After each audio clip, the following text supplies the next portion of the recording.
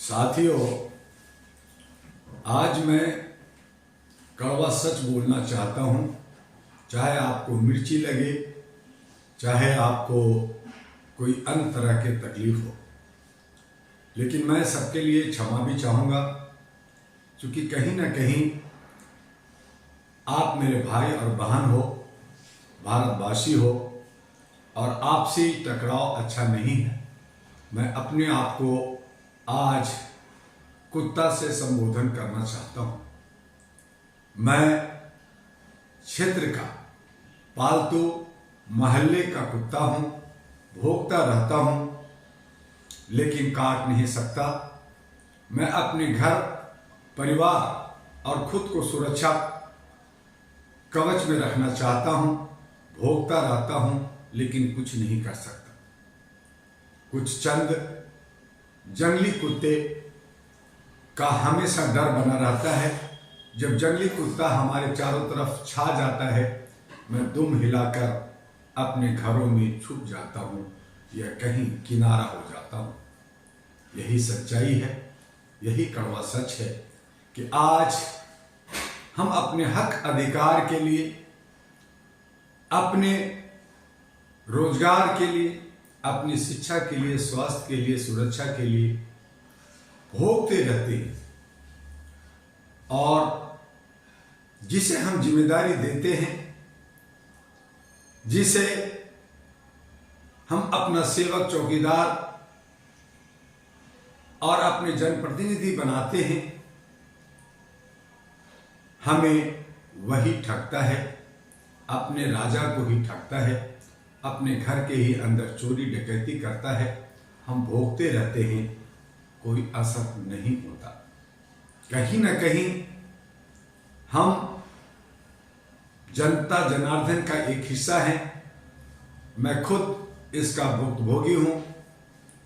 37 वर्षों से मानवाधिकार की अलग जगाने के लिए घर घर, मोहल्ला मोहल्ला, हर शहर, हर राज्यों का भ्रमण किया। करोड़ों करोड़ों हैंडबिल बांटा, लाउड स्पीकर खूब बजाया, लेकिन हम तो गली के कुत्ता हैं, अपने ही गली में भौंकते हैं। हमें और से क्या लेना देना। हमारे सामने चंद कुत्ते, जो जंगली कुत्ते हैं, हमें चीर फाड़ के खा जाने का डर दिखाता है। हम डरते हैं। हमें हर हाल में डर के ही रहना है। जो देश के अंदर संविधान बना, जो लोकतंत्र आया, और उसमें हुआ कि जनता अपनी आवाज रखेगी। बहुत सारे कानून के अंदर प्रावधान रखा गया कि धरना प्रदर्शन, जन आंदोलन, अपनी आवाज रखने का उसकी पूरी स्वतंत्रता होगी। सभी धर्मों को मानने की स्वतंत्रता होगी। धर्मनिरपेक्ष राज्य घोषित किया गया। कानून एक बनाया गया, चाहे फौजदारी कानून हो, चाहे हमारा जो है आईपीसी एक्ट हो, कानून एक रखा गया। लेकिन हम मोहल्ले के कुत्ते के लिए एक कानून है और जंगली कुत्ते के लिए दूसरा। हम वहां पे फंसे हुए हैं। वहां पे हम समझते नहीं हैं और हम भोगते रहते हैं। हमारी गलती है। हमें उतनी ऊर्जा भी नहीं है, उतनी शक्ति भी नहीं है, क्योंकि हम पालतू कुत्ता हैं। साथियों, अगर मेरे संबोधन से आपको कोई तकलीफ हुआ हो या आप अपने ऊपर लेते हैं, तो मैं क्षमा चाहूँगा। मैं सिर्फ अपने व्यक्तिगत, डॉक्टर दुआ अपने आप को कुत्ता कहा है, आप उसे अन्यथा ना लें। हम जितना भी भोगे, जितना भी शिक्षित हो जाए, जितना भी समझदार हो जाए, जितना भी चालाक और चतुर और स्मार्ट हो जाए, हम सिर्फ मोहल्ले के कुत्ता हैं। हम भोगते रहते हैं। बाकी लोगों को क्या, लोग सोचते हैं और हमारे दूसरे मोहल्ले के कुत्ते भी एक जगह इकट्ठे हो जाते हैं।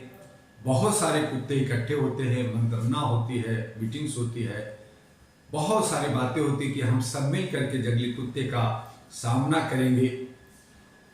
लेकिन जंगली कुत्ता का हम सामना नहीं कर पाते और हम धूम दबाकर भाग जाते हैं। हमारे ऊपर धारा 144 लगता है, हमारे ऊपर झूठे केस लगते हैं, हमारे पिछवाड़े पे डंडे पड़ते हैं, कर्फ्यू लगाए जाते हैं और बहुत सारे जो नहीं होना चाहिए राजा के ऊपर, उस राजा पे जुल्म सितम होता है, उत्पीड़न होता है, शोषण होता है। 37 वर्षों से मानवाधिकार की अलग जगाया, लेकिन किसी को कुछ अपने अधिकारों के बारे में बोध नहीं हुआ या बोध लेना ही नहीं चाहते, क्योंकि हम मानसिक रूप से और शारीरिक रूप से हम गुलाम हैं और गुलामी में जी रहे हैं। हम भांग के नशे में हैं, धतूरे के नशे में हैं, हम जो है गांजा, अफीम और इन प्रकार तरीके से मूर्छित हैं। हमें होश ही नहीं है कि हम हैं कौन, अपने को नहीं पहचानते। लेकिन फिर भी प्रयास जारी है कि हम कुत्ता से शेर बने, हम कुत्ता से बड़ा जो है लोमड़ी बने, हम कुत्ता से जो है बब्बर्स कुत्ता बने, हम जो है लवाड़ और बड़े बड़े जो विदेशी कुत्ता हैं जिनको लाखों करोड़ों में खरीदा बेचा जाता है, पाला जाता है, बड़े बड़े सरबराह अपने पास रखते हैं, ऐसा कुत्ता बने। हमारे नसीब में है कहाँ? हमें तो बसों के नीचे कुचल दिया जाता है, किसी गाड़ी के नीचे कुचल दिया जाता है, डंडे से मार के, हका के, भगा के भगा दिया जाता है। चंद हमें कहीं कोई टुकड़ा मिल गया, कहीं हड्डी मिल गया, हम उसी में कें करते रहते हैं। यही हमारी किस्मत है, यही हमारी पहचान है।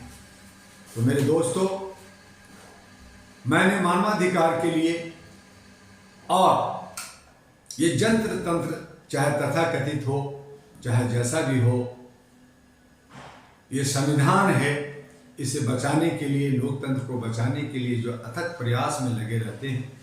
हमने कहा कि हम सभी पालतू कुत्ते इकट्ठे हो जाएं, अपने अधिकारों को समझें, अपने अस्मिता को समझें, अपनी इज्जत और मान सम्मान को समझें।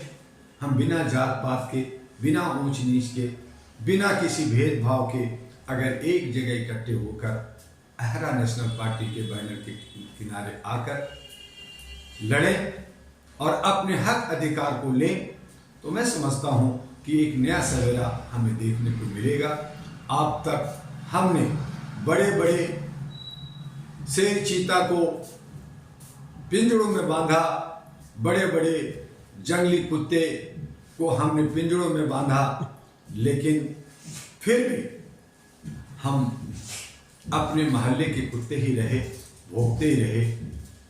हम खुद बब्बर शेर नहीं बन पाए, जरूरत है बनने का। आइए बिना किसी रुकावट के अहरा नेशनल पार्टी, जिसका चकला बेलन चपाती रोलर चुनाव चिन्ह है, जिसकी एजेंडा साफ है, जो हम वादा करेंगे जनता से, शपथ पत्र के साथ, एफिडेविट के साथ करेंगे, और जो वादा है उसे अगर पूरा न करते हैं तो मेरी चल अचल संपत्ति जब्त होगी, जनता में बांटी जाएगी, हमारी सदस्यता खत्म होगी और पार्टी भी निरस्त होगा।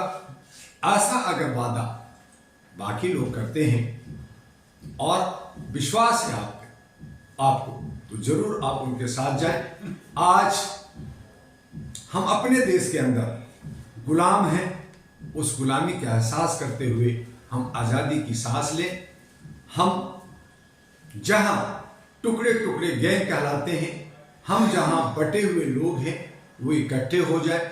मैं समझता हूं कि एक सवेरा जरूर आएगा और इसके लिए अहरा नेशनल पार्टी भारत के अंदर अभी जो लोकसभा चुनाव है उसमें अधिक से अधिक संख्या में उम्मीदवार उतारने जा रहा है। हमें देखना है कि लोग उन्माद में, जात में, धर्म में, संप्रदाय में बढ़ते हैं या सौहार्द बना करके, अपना ब्रदरहुड बना करके, मैत्री बना करके, सद्भावना बना करके एक साथ, चाहे हिंदू हो, मुसलमान, सिख हो या ईसाई, चाहे हिंदी बोले या अंग्रेजी, सब एक है, एक ही बगिया का फूल है और हम सब अमन शांति के साथ रहना चाहते हैं।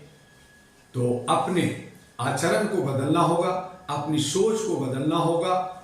हमें अहरा नेशनल पार्टी के बैनर के नीचे आकर इस देश के लोकतंत्र को और संविधान को बचाना होगा। यही आह्वान लेकर के आपसे, आपके बीच में आया हूं। आप हमें साथ दीजिए। उम्मीद करता हूं कि आप में सद्बुद्धि होगा, आप में चालाकी होगा, आप स्मार्ट होंगे और इसी आशा और उम्मीद के साथ फिर आपसे कल मिलेंगे। आपका doctor Dua, AHRA all India human rights association और अहरा ANP राष्ट्रीय पार्टी के राष्ट्रीय अध्यक्ष आपसे अलविदा लेता है। जय हिंद, जय भारत।